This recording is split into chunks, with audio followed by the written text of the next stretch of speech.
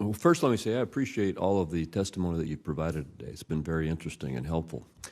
And I also want to acknowledge appreciation for the fact that you, in addition to testifying here today, you and your colleagues in your associations are working very carefully with us and closely with us, and we appreciate that. We want to get this right, and we want to get it done. My first question is really going to be much more of a statement that I ask you to be sure to acknowledge, and it might not surprise you that it's going to focus on rural needs in transit.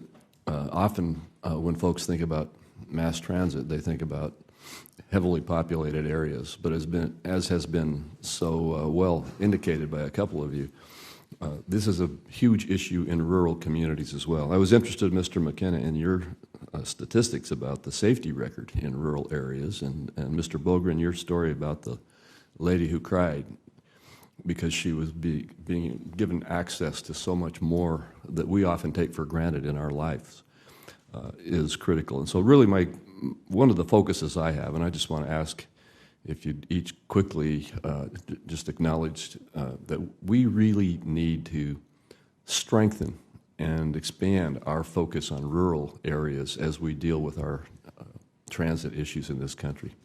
Certainly appreciate the emphasis. We've worked with rural transit systems. I've been working with rural transit systems personally for 30 years. And rural America has changed quite a bit in that period. Really, we're looking at regions in many parts of the country now that have health care and employment, higher ed.